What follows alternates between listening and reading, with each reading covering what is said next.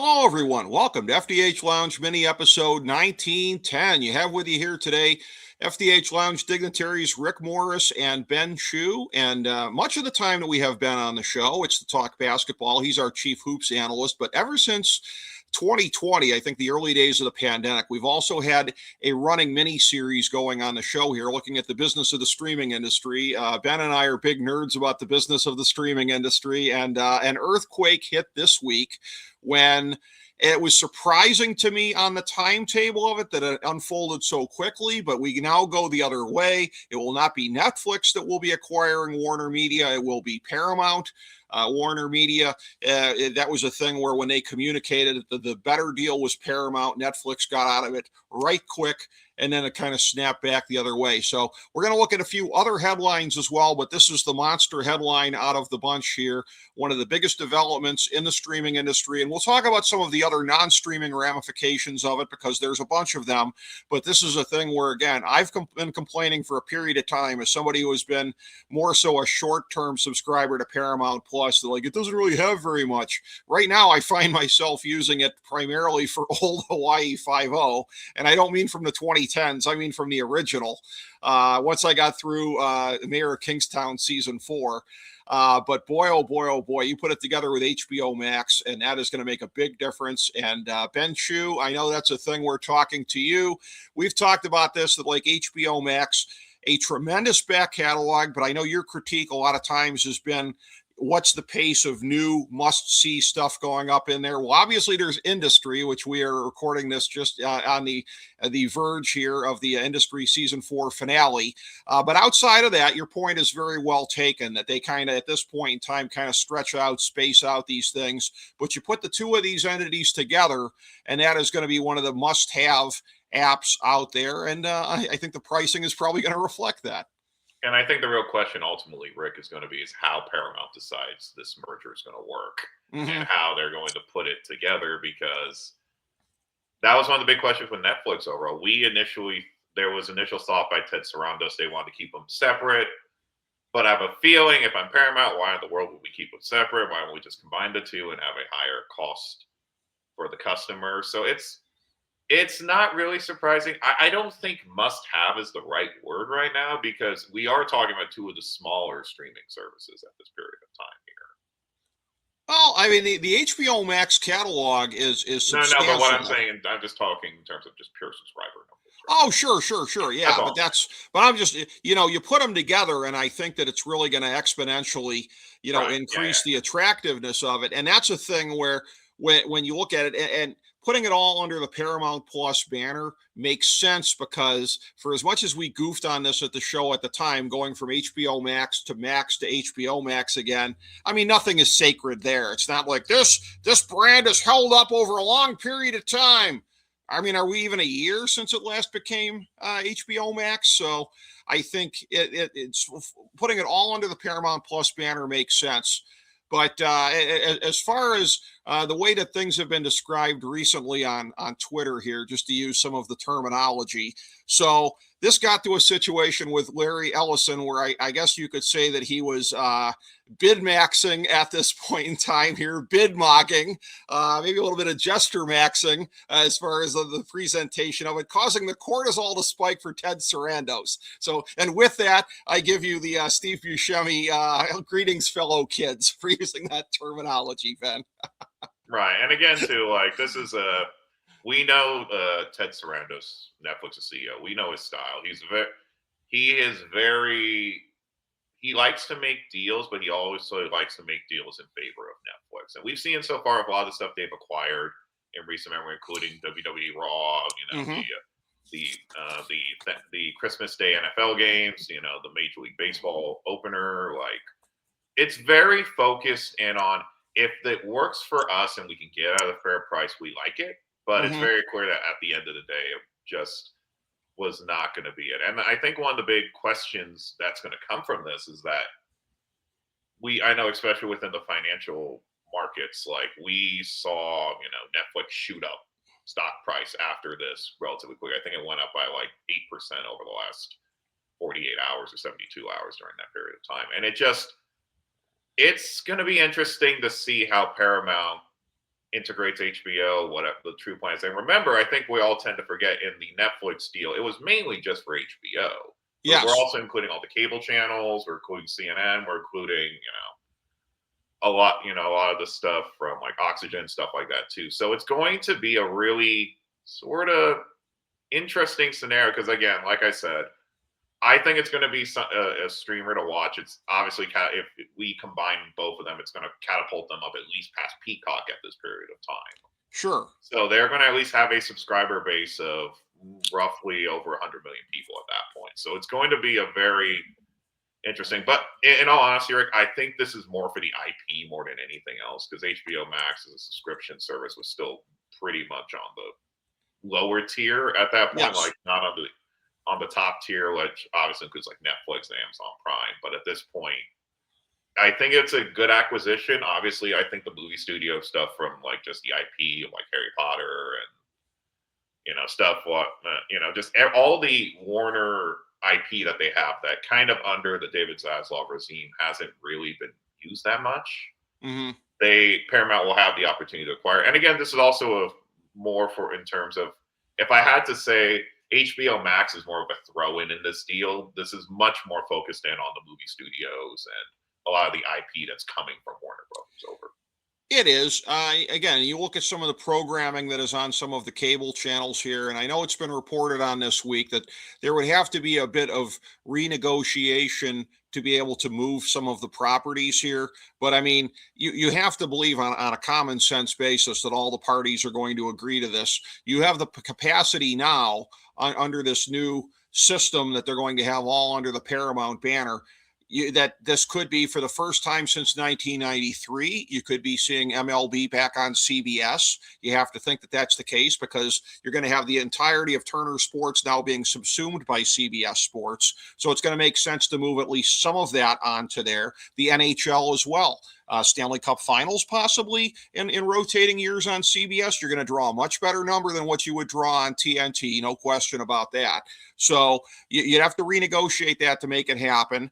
But it would seem like everybody would want that to be the case, particularly the sports leagues themselves and the conferences where you now have had Turner Sports covering some college football and college basketball. I think it was primarily the Big 12. There was a little bit of other inventory that they had bought up over a period of time.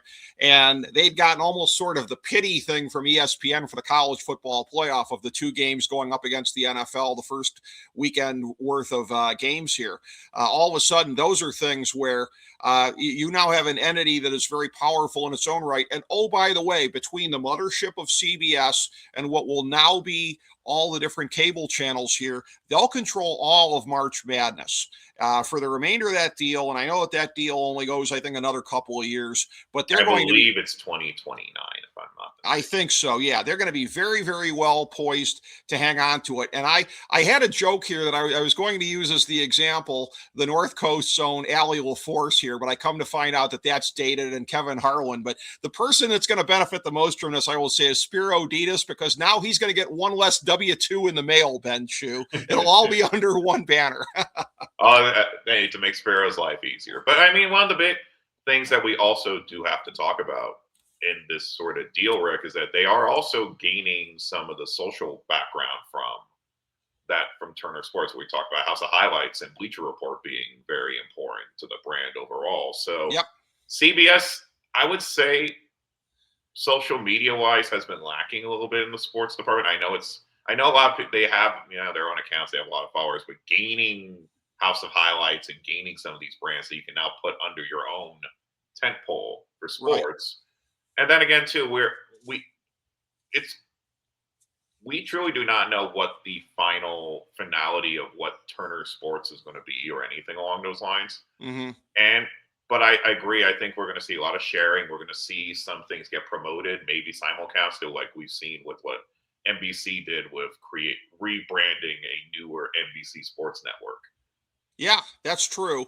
And as far as like multicasts for things, we've already seen a little bit of that with the Final Four, and that's been a thing where it's ironically that has moved back and forth over a period of time the last several years between TBS/TNT and CBS. Of course, it'll all be under the same banner now. And when I was looking at this today, again, the history of this, you talked about this before, the IP, the different studios, the Paramount and Warner Brothers studios, very, very historic all throughout, the entire run of Hollywood. But even going back to kind of lesser things here along the way and any kind of intermingling that there's been over the decades. Like, for example, I knew that the CW network, I knew that it had some degree of participation from both entities when it got launched. I did not realize that that's where the actual initials come from. The C is CBS, the W is Warner Brothers. Here we go. And that's the thing where now they only own a small piece of that, but it is still a piece notwithstanding. And that's where you start to look at any of the type of potential conflicts or anything like that that are going to come out of this. And of course, one of the things I'm going to zero in on as a big AEW mark is what happens to them now, because Paramount has, again, that small stake in the CW, which carries, of course, the developmental brand here, NXT. But beyond that, this entire thing from the sister arm of TKO with the UFC. So you're going to have the UFC on the same platform as AEW. Methinks you're not going to be getting any cross promotion here between. Be sure to be tuned in for. You won't be seeing any of that stuff here. So I think AEW is probably safe for the remainder of their deal, but it's going to take a very big player out of the mix and possibly drive them to, potentially an Amazon or somebody like that, one of the lone remaining entities that might have any real kind of pockets here. So there's all kinds of different aspects here as far as potential conflicts and exclusive relationships and everything like that, and things that may not be so exclusive anymore, at least for a period of time, once these entities come together. Right. And again, we also still have to note that this is still a tentative agreement at this point. It still has to clear the FCC and all these other legal hurdles, which again, it feels more like it's kind of it's going to happen. But again, we always have to be clear that this is a tentative agreement at this time. Yeah. And I'm pretty sure it's going to happen. But again, you can always expect in this timeline too, there will be some pushback because we haven't had honestly, since like AT&T and Time Warner, we haven't had a major media merger recently in a bit. It's like, this is probably the most notable acquisition in the entertainment industry we've seen in at least the last 10 years. Well, yeah, and one of the things too, when you go back over a period of time, that the assets that have been under Warner Media in one name, one form or fashion or another, it has really gotten bounced around for the entirety of the 21st century. You go back to the AOL Time Warner merger back in the day, and again, I am truly hoping, as a fan of the Graps, that past is not prologue, because the thing that basically destroyed the better part of the industry for 18 years was handing Vinnie Mac a de facto monopoly from 2001 to 2019, until, ironically, it was the Turner Networks that then put AEW on the air, replacing WCW from back in the day. It was the AOL Time Warner merger and taking Ted Turner, who was the big proponent of WCW, sidelining him. So you look at this again, and it's just like, I really hope this isn't here we go again, as far as, what that could do to the business. But getting bounced from there to, as you said, it was the AT&T deal, the Discovery deal a couple of years later. Like, this could be famous last words on my part, but like, this is it. This is the final destination, Ben Shoot. This is where they're ending up. Like, Paramount didn't buy them to spin them off in a few years, whatever.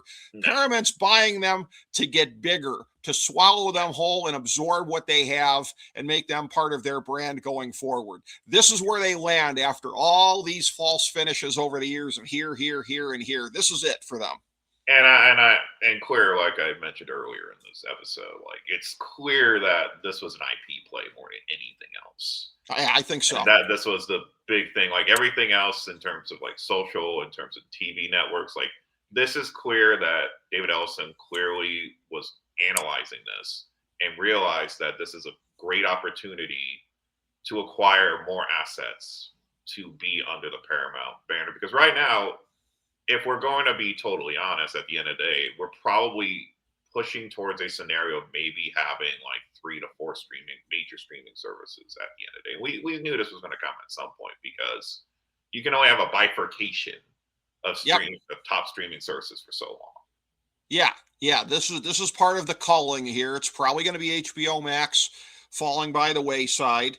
And there are already, and as we've been saying, again, it's early days. It's still got to go through a review.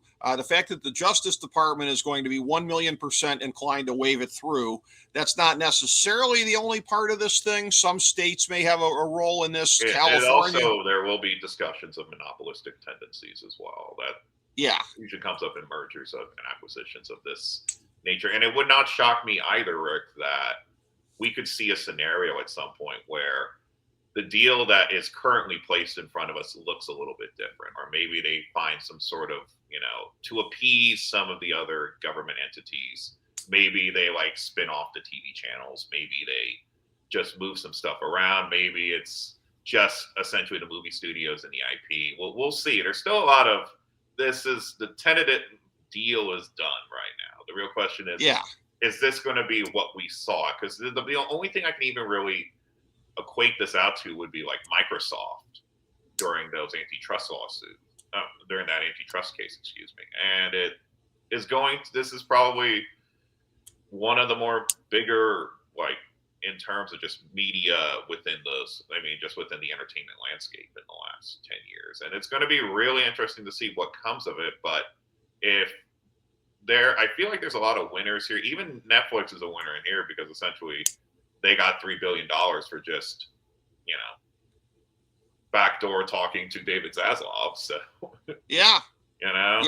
here's your F-off fee, basically. But, the state of California, they're making some noises about trying to hold this thing up. And there's already some talk. Sorry, go ahead, Rick. No, I was going to say, there's also some talk in Congress that, like, you can do this, but we're going to unwind it when there's a new administration in. I mean, as far as all the things that a political party is going to put political capital in, and nobody's ever gotten elected on, we're going to break up this company. I mean, unless it's something really popular like a utility or something like that. Nobody gives two craps we haven't really even company. Seen that at least over the last 20 years. Yeah, that's not going to happen. Any MA really not go forward. And we all know at this time too, any entertainment entity, like we saw essentially happen with TikTok on the proposed ban and all that, how all that has played out.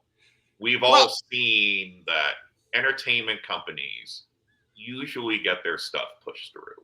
Well, and the other thing too, oh, it's going to be a monopoly. Barry Weiss is going to be running CNN as well as CBS, and it's like, is it going to be funny to a guy like me to see her tell Brian Stelter and some of these guys to hit the curb? Yeah, probably, admittedly, but I mean, to act like that's in any way, shape, or form going to control like the discourse in America in 2026. I go back 10 years, and it's a circumstance where, because I've always been a guy, and I've always had a somewhat of a little bit of a philosophical disagreement with FDH Lounge fellow original dignitary Chris Galloway. Like, I've always agreed with him on the whole thing, like the constitutionality of political spending and that kind of stuff. Unlike him, I've wished that there was what I might feel might be a constitutional way to do something about this, but like I agree with him that there's not, and he's unrepentant about the fact that there's not. And I've just been like, but I wish there was a way. But you get to 2016, and somebody like Jeb Bush is sitting there with $100 million, and previously that might have determined everything. And I remember I think I said on the show that year, like, some kid making memes in a dorm room now has more power than Jeb Bush and his $100 million. You saw how much that money got him that year. So this entire thing that, like, oh, Barry Weiss controlling two of the top organs in America, they're going to be state TV, it's going to brainwash all the American people. No, it is not. There's too many voices. There's too many avenues at this point in time. And you're looking at an administration that's as unpopular as it is presently. Like, oh, Barry Weiss is magically going to drag them up to 70% approval in the polls. It doesn't work that way. It's 2026. So, I mean, in a standard kind of old school missionary position kind of a way, I see where you might look at media consolidation in that way. Oh, it's dangerous. Today, it doesn't matter, Ben. People get their opinions, their news, and everything else from such a variety of sources. Nobody can monopolize a political perspective in America today.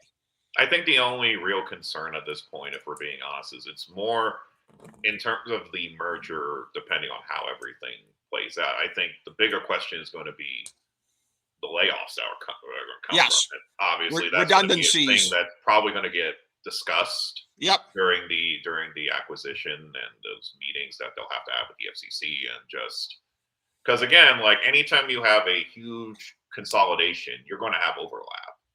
And while I think everything will probably stay the same, we've seen, at least in recent memory over the last year or so, like layoffs are more popular than ever these days. So it kind of feels like we'll have to wait and see who moves around. If there's, there will be. It's an interesting scenario because HBO was already under David Zaslav in cost cutting mode at that time. So it Yep. felt like now there may be a little bit more stability, but then again, you're merging with another company that already has a huge reach right now. Now, Yep. obviously, I think everything will be its own independent entity still. Yeah. But again, I do wonder if some of these other cable networks or some of these other things do get span off or get essentially derailed by this, because Paramount is mainly acquiring IP and IP in the movie studio. Those are the two big things that they're focusing on. So all the other parts, we're going to see how those flux at periods of time. Yeah, exactly. And that's where, again, and where I kind of questioned when NBC Universal actually went through with what Zaslav was talking about doing, cleaving off the thing. And, you basically put your cable channels, most of them out on an ice flow here. I continue to look at this and kind of think, what's going to be the attractiveness of those entities to any type of a streaming service going forward? And again, you've just taken some potential streaming content away from Peacock. So that's a thing where I still kind of question the whole modality of you're going to kind of split things off in this way. Not to say that Paramount may not look at doing it at a certain point, but I also was thinking about this a little bit here, that it may go the other way as far as, again, importing stuff to the mothership. I mean, for as much as we talk about the Tiffany Network and everything that they've stood for allegedly over time with like quality programming and stuff, okay, for the last 26 years, it's also been the home of Survivor, where people eat bugs and stuff. So it's not like they're not willing to go there, right? I could see some of the stuff possibly from, Discovery, some of their, reality type shows and whatever. I could see some of that migrating onto CBS, maybe some of the quote unquote higher toned stuff, but then again, maybe not. Maybe I don't know what channel Dr. Pimple Popper's on. I think that's under their banner, but like, it's a thing. You and I have talked about this over a period of time. Network cost cutting in prime time since the pandemic. Like during the pandemic, like, okay, we got to fill time with this stuff. And then you come out of the pandemic, it's like, wait a minute, why are we spending all this money on dramas and sitcoms and whatever when we can just fill it with stuff and basically make it like the 1950s again with game shows and filler like that? So it's like, tell me you're not going to be seeing some of that kind of stuff coming to CBS, because I'm telling you right now, I think it's going to happen. And I think it's going to be part of how just overall a lot of these things change. And it's going to be interesting too, because Paramount, I believe at this period of time, they were just above Peacock in terms of subscriber numbers. Mm-hmm. So they'll definitely be subsuming a lot of those HBO Max subscribers, but it's not going to, I could be wrong, but I don't believe if you combine the two that they're still going to outflank Amazon Prime and Netflix at this time. Probably not, but it's a thing where, and again, I've laughed about this over a period of time, the incompetent decision years ago for Paramount to outsource the streaming for Yellowstone to Peacock. Like whatever money you made on that cash grab can't come close to what you've lost in potential subscribers here. But the rest of the Sheridan-verse has existed there at Paramount Plus. I mean, and you get guys like me to like, hey, Mayor of Kingstown is back. I will do a short-term subscription. I got a gift card to watch this. So it's like the fact that they're losing the Sheridan-verse in 2029, that's not a big factor in this, but it's not a non-factor in this either, because you're bringing in HBO and the entire universe of things that people would want to subscribe for. So the fact that every Taylor Sheridan project from here on in, I think it's all going to be new ones, by the way. So like they're going to hope that they can find a new, if not Yellowstone, then at least Mayor of Kingstown, a new Tulsa King, a new Landman, whatever. But he has shown the ability to keep cranking these things out. You have to believe that he will manage to do that for Peacock. And now they have, again, you don't spend all this money to hedge yourself on the Sheridan-verse leaving, but it was a consideration somewhere, even if it was a small one, and now they've covered themselves on that. Right. And again, too, my thing is that we've always thought, I mean, I think just a general perception is that CBS skews older in terms of their programming. So Mm-hmm. it's definitely good to get some of the more younger content that would be coming over from the HBO Max team. And also, I was just double checking the numbers. So yeah, with the acquisition, they would still be technically fourth Mm-hmm. combined. So they would have these are all just approximate numbers. So they would be fourth. They'd still be behind Disney Plus. They'd still be behind Prime Video, and they'd still be behind Netflix. But combined now, they get a little bit closer to both Prime and Disney Okay. Plus. So And it's as roughly 200 million, and then both Disney Plus and Prime will have over 205. And that's the whole thing too, is that like, and we've always said over a period of time, you've got to put a little bit of an asterisk on the prime numbers, because there's a whole bunch of people in the world like my brother who have it primarily for the free shipping. And Correct. like, if there's anything that's on, hey, this is great, I get to watch this, but it's not the reason they get it. Like we get all these other streaming services. So Correct. the competition is a bit skewed when it gets to that. But yes, the other ones, it is sort of apples to apples. And when you look at this also too, in terms of Netflix, in terms of them as a competitor, what Netflix was going to be if they absorbed the Warner studio into the mix, and if they ended up being able to have all of that there available just on their platform, what that was going to do to the theater business. So that's in Hollywood, there's a big sigh of relief right now that you don't have that gun pointed at the temple of the theater business in terms of Netflix taking a huge studio off of the map. But then it becomes a matter of, well, okay, with this consolidation, what's this going to be? All the players right now, they're all saying the right things. We want to have as many movies coming out every year as we have had, and that we see no benefit in curtailing the number of movies that are being made, and that the studios may and the IP to a certain extent be kept separate in that regard. I don't think it'll happen at the TV level, but at the studio level, I think it's far more feasible, because you have two very, very, very historic brands there. But again, there will be, of course, the redundancies in the front office and everything else like that. So, I mean, together, but not necessarily branded together is what it sounds like it's going to be. Yeah, and I think that's probably for both of these entities the best case scenario, because ultimately, if HBO is just on Paramount Plus, I think it's fine. And you discussed it earlier. You're like, there's name recognition with HBO Max, but it's nowhere near those numbers. Yeah. Today. Yeah, and again, I've been saying for quite a while now that like Paramount Plus, like, and I was kind of like, I don't know what they can do to really step up, short of really any kind of a merger. Previously, right, there had been thought of potentially a merger with, if not all of NBC Universal, at least with Peacock, of putting the streaming entities together here. And that's where, again, I think the whole notion now that we will see any of these entities divorced from the streaming arm, I was always very dubious that was going to be the case. And particularly now the consolidation at Disney, which I think is long overdue, of where HBO is being subsumed into Disney Plus. That again, you can't make it with a bunch of things under one heading, because the consumer wants to have essentially as few of these things as possible and getting as much programming as possible. And this is another step in that direction, even bigger than Disney subsuming Hulu, which they are in the process of doing. You're getting to where, like you said before, you've got just a couple of these big things that are going to be going forward. This was always more kind of the end game of where this was going.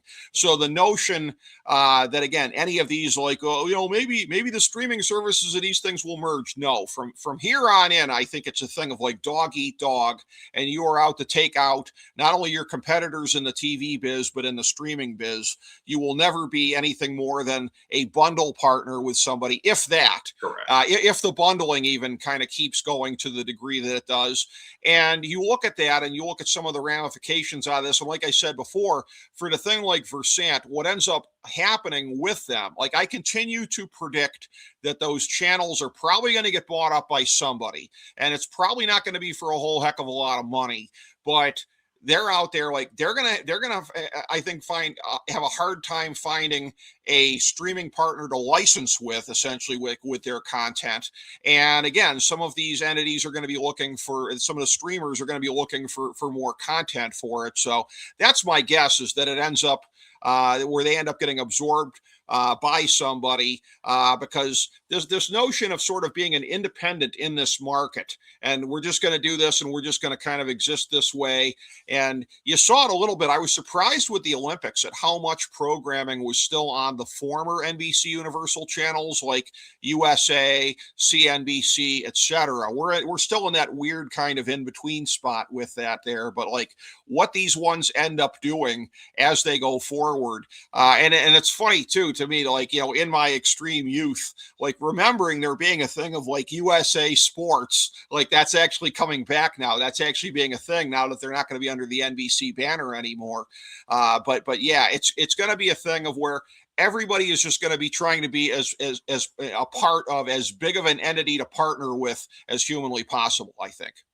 Right, and then this could also potentially renew some discussions between Peacock and Apple TV Plus at some point, because they're right now the two lowest on the totem pole, and we have seen them share programming over the lot. They've had an agreement, I believe, since mid 2025 that they occasionally share content on there. So okay, it's going to be interesting to see what happens, because those are two very big entities, but now their streaming services are going to get dwarfed by four major ones. So it's going to be interesting to see what the reaction to this deal is going to be from the smaller players now.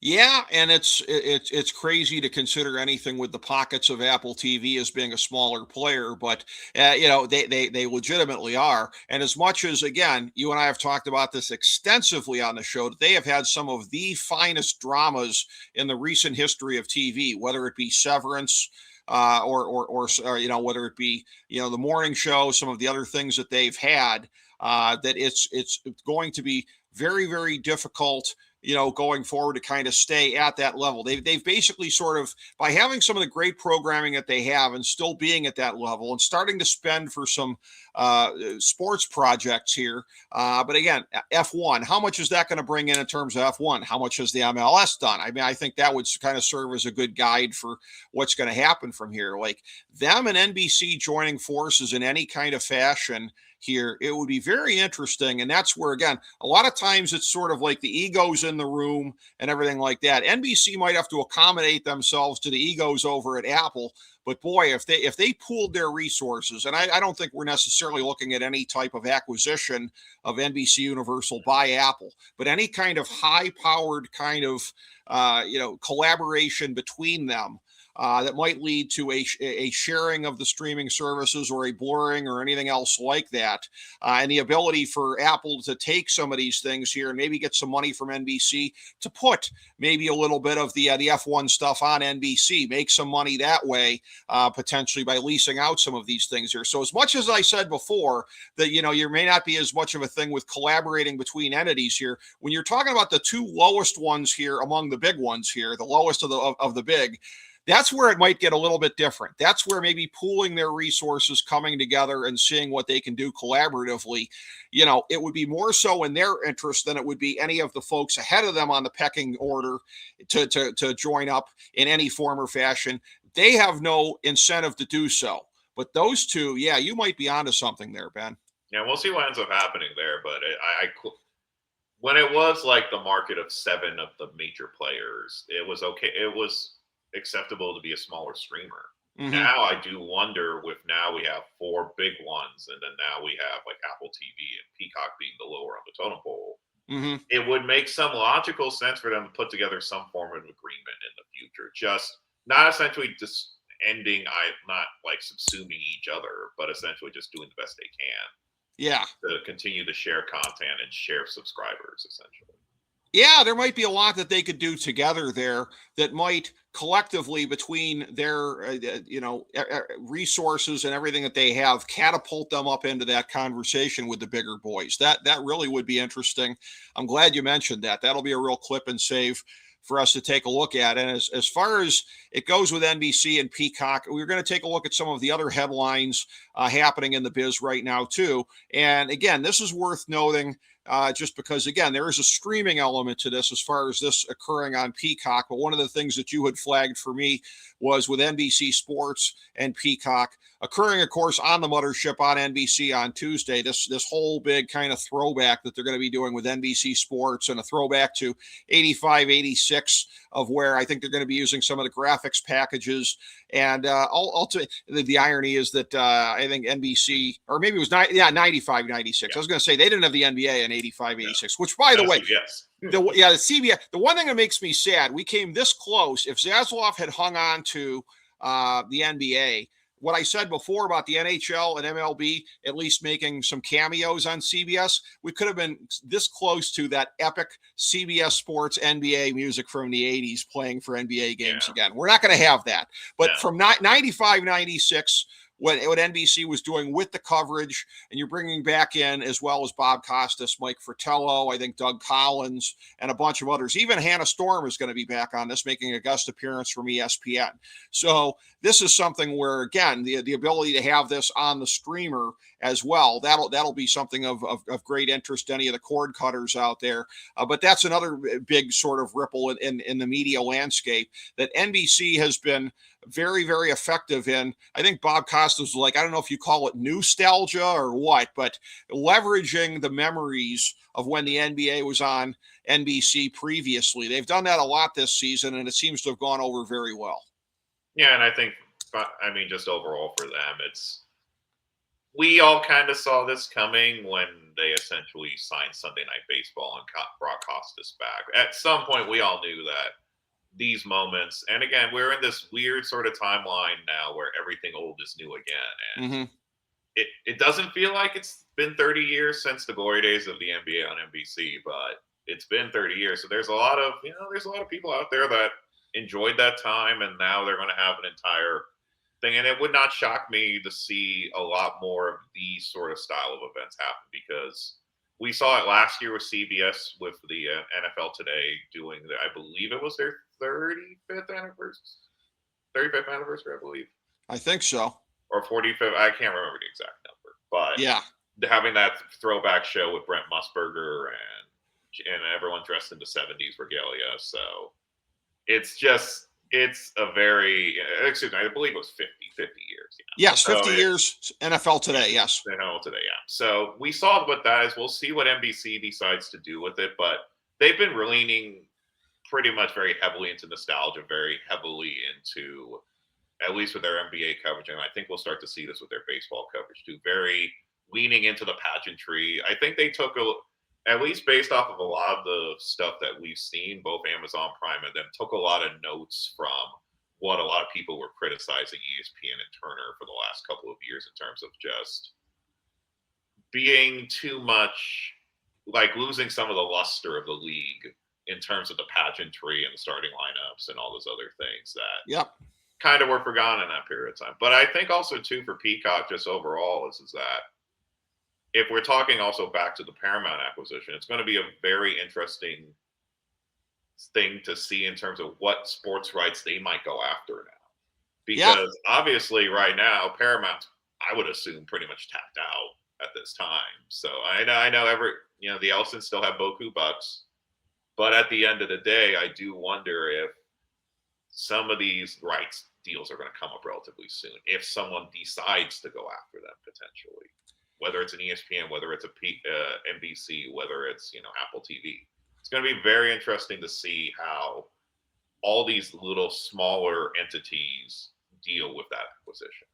Well, the biggest one by far always is you start to get into what's going on with the NFL. They are going to be opening up their package for betting, I think, as early as 2029 is what we've been seeing here.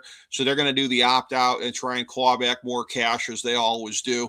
And there's been talk that some of these leagues or some of the networks might be prioritizing that as far as like, well, if you got this other thing coming up, we may have to let them go. So as far as like Fox, ironically, this year with the World Cup, I think that's a lame duck months before the first game ever, kicks off on Fox, because they're already kind of signaling they're not going to have the money for it going forward. They're going to need to allocate that towards keeping the NFL. It's going to be towards, I think it's a longer term deal with the Big Ten, but towards keeping the Big Ten. They can't afford to let that go. If you've got the Big Ten or the SEC in college football, you need to hold on to that very, very tightly. So we're going to see this kind of prioritization. And that's where, again, Paramount, like in the world of college football, which is in the last couple of years just gotten to be bigger and bigger and bigger financially, they've basically like the third best package on the Big Ten. That doesn't really help a whole heck of a lot. This is where, again, I think they might be looking to import some of at least the Big 12 stuff. But the way that the Big 12 sits right now, as we've been saying on the show, anytime we're talking college football, it's the conundrum of they have so many games in the course of the season, so many games that are meaningful for who are going to be the two teams that make it to the championship game. But the flip side of that is that none of those games basically matter into the big picture of who's going to be competing for the national title. You had a Texas Tech team that most people thought was probably the best positioned team in the 2 years of the expanded playoff, the 2 years of the Big 12 and the ACC sending a rep. Most people thought that this Texas Tech team was the most legit of any of them coming in here. Turns out Miami's the one that made a run. But again, you see that now, again, college basketball, and we've been talking about this a little bit as well. Big 12 college basketball, yeah, like that's a real thing right there. And that the numbers have been up, the interest has been up. And I've talked to you off air that this is a thing where, like, college basketball regular season, I would never describe it as being big. And I don't know that big is exactly the word I'd use now, but like it seems so much bigger than it generally has over the course of the last 20, 30 years. And that's where, again, CBS could benefit from that in the wintertime, at least, of getting some of that Big 12 inventory onto the mothership here as well. So there will be avenues where, and that's the thing where you're doing it sort of quasi from within, of where you're bringing over this stuff here. You're bringing over potentially, as I said before, some of the MLB content, some of the NHL content, and maybe that's what CBS looks to do from a network perspective first and foremost, as well as keeping March Madness, which they need to do, no question. Right, and I think, just going back to Peacock, they've been one of the biggest players in sports as of late. Yep. And it's going to be really interesting to see how the consolidation of CBS and HBO and essentially Paramount and Warner Brothers is impacted at this period of time. And It's going to be very interesting to try and determine like what else we got in terms of, we're going to see a lot of sports rights come up over the next decade or so. And we're going to see a lot of locations are going to have to overpay. So it's going to be very interesting to see. And then we also haven't even started talking about some of the newer sports that are coming up. Right. Essentially could be filling out some of these, along the edges, stuff like the golf league, stuff like, Unrivaled, stuff like, all these sort of like smaller things that are growing. Yes. And like some of these more these niche sports. And I hate using the word niche here, but, the smaller, fan bases, we're going to start to see a lot of these companies start to go after their rights. Yes, I think so. And for NBC, again, and you never hear any of this talk relative to all the talk about, oh, it's great they got Roundball Rock back. But I'm here to say that the old NBC baseball themes, they had like a main one from the 80s and a secondary theme. I want to hear those on there as well. I want to hear those come back out as well, since we're doing nostalgia. The fact that I haven't heard anybody else talking about this doesn't bode well for that. No, I think I'm in the tiny minority of people who care about that. But never a good sign. With the creation of Throwback nights for NBC, I do think that will come to other sports under their protocol too. Yeah, and that's where you'd see it. You'd see the game of the week, Saturday game of the week. You will see that music, even if it's just in a limited kind of a form. Yeah. But I don't see why you couldn't do it every week. But that's how I'm looking at it here. But as far as, again, other major developments going on with streaming or other aspects of this story we didn't hit, anything else come to mind? Not that I can think of, no. Okay. Yeah, we have broken it down pretty comprehensively, I believe so. But always a pleasure to get to do this with you, Ben Shu. Thank you so much for being here today. And thank you, everybody, for checking out FDH Lounge mini episode 1910.